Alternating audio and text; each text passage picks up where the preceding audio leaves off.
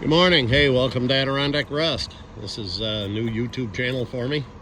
I'm going to kind of showcase some of the things that I'm going to be doing on this channel. Some of you may know me from my other channel, Time in Johnstown, which is a little different content that this is going to be. This is going to be more restoration of a Brockway 361, and this cab you're looking at is not the 361 Brockway that I'll be restoring, but one that I picked up for parts. So I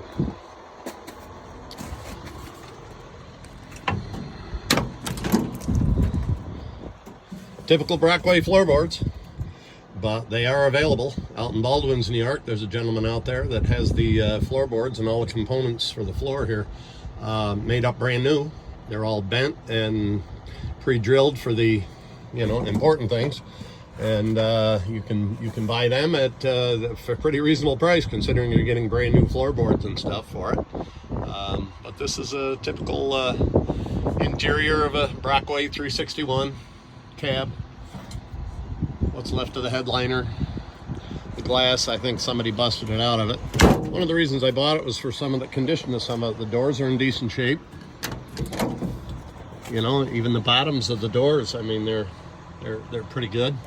The roof on this was immaculate, and now if you look at it, you see the dents. Well, this was a dump truck, and the guy did a frame cut, and instead of supporting it, he let it fall, and the cab shield and everything, the cab went right into the dump box and bent it up. But he didn't want the cab, so that's why I ended up with it. But passenger door, pretty good shape, as most passenger sides are, because I think the driver's side seems to get a lot of the crap, but there's a lot of good usable parts in here yet. What's left of the seat, went down through back of the seat. This had a 671 Detroit in it. This had a 671 Detroit in it, and oops, sorry about that. And he wanted the motor. I think that's why you see all the grease and oil. And came off the Detroit. Nothing against Detroits, they're all right. They're just loud. They're not my thing, I went through the stage, had the Harley, all that with the loud pipes and that, but not my thing anymore. So I guess that's you could call that getting old. One thing about a Brockway, their frame in the back is pretty much a standard width of a frame. I mean, for their suspensions and like that.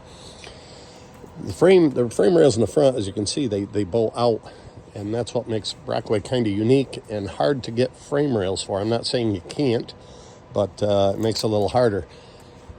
These sections here, this was a double frame.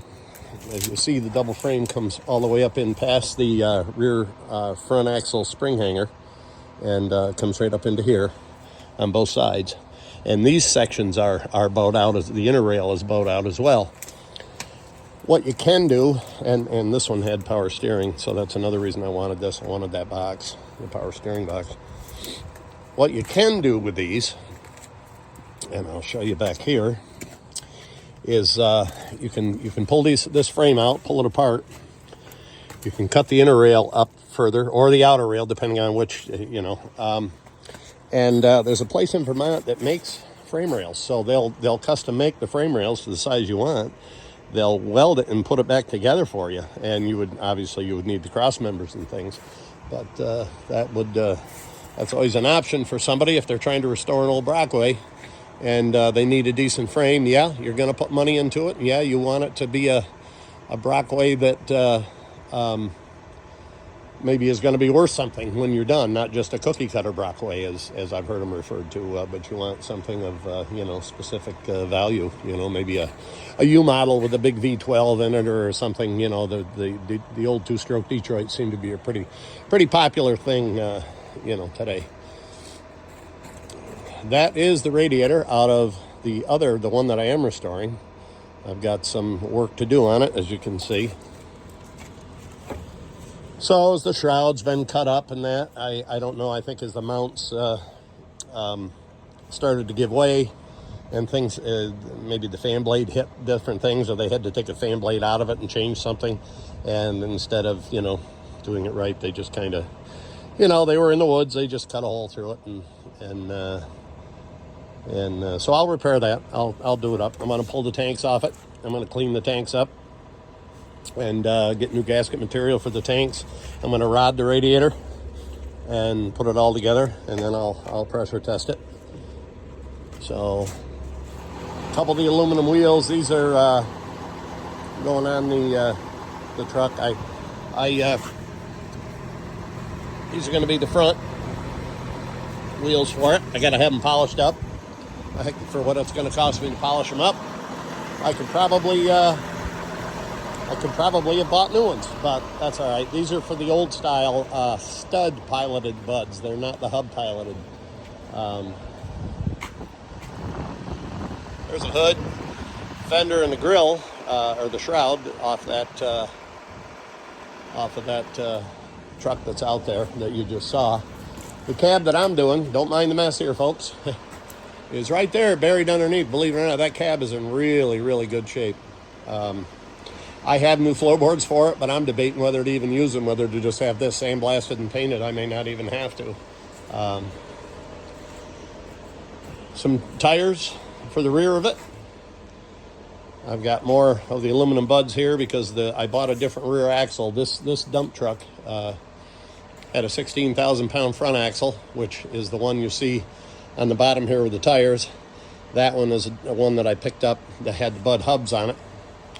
This one here has the Dayton's, and I'm converting to Buds. So, but it was the same axle other than the hub. So they both have the wedge brakes, which you can still get parts for if you want to take the time to do something with them.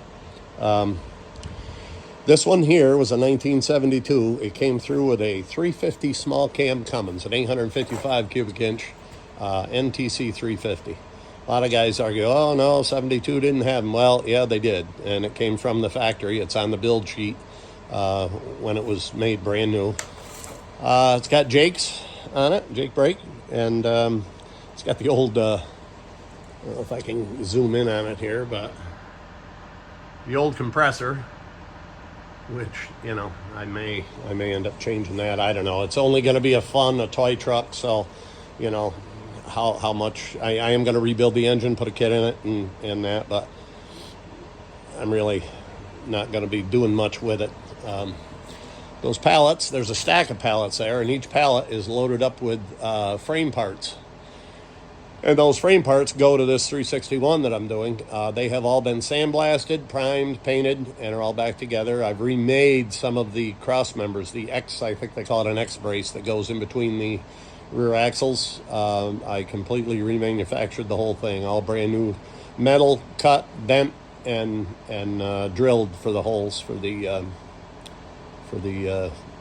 frame. So anyway, that's a fender for a 358, a 300 series with 58. It has the cutout in the thing. Those are glass fenders. There's one over there too. There's the hood, and the radiator shroud is behind that foam there. Those I'll probably sell.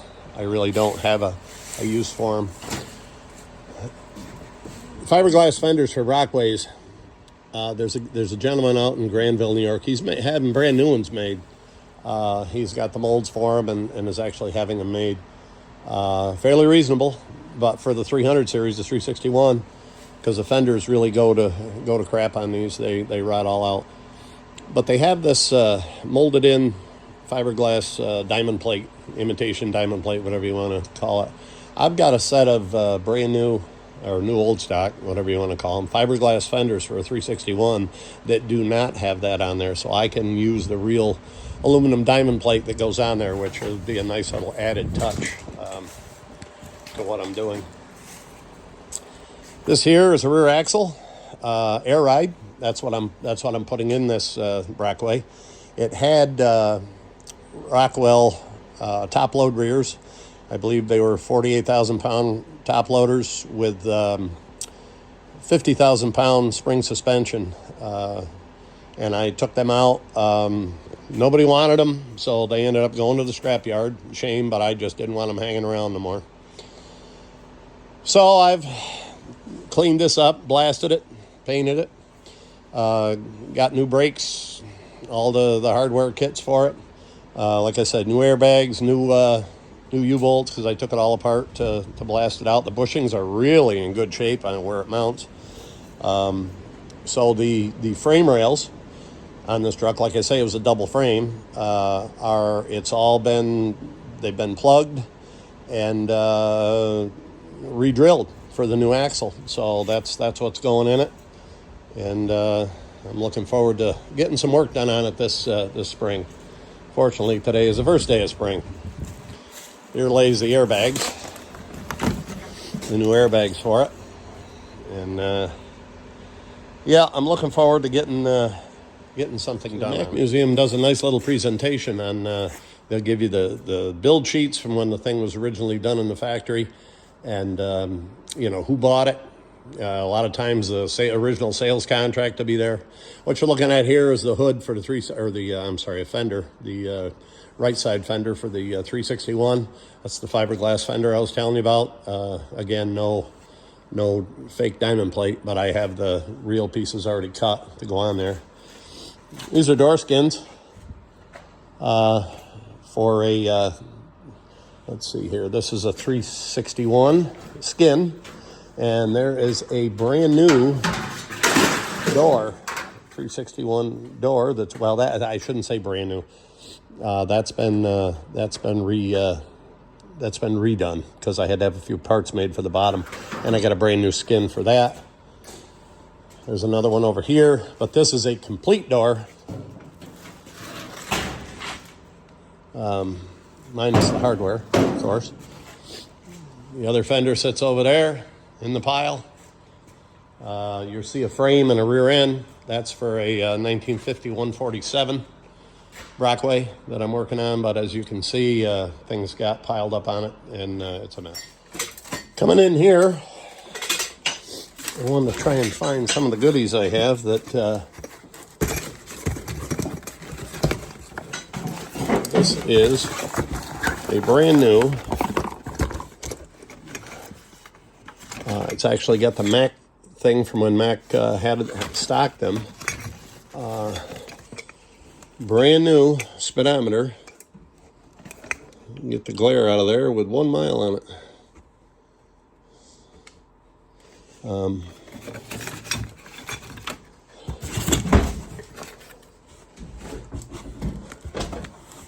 Then I have some of the Brockway script in brass, brand new, never been on.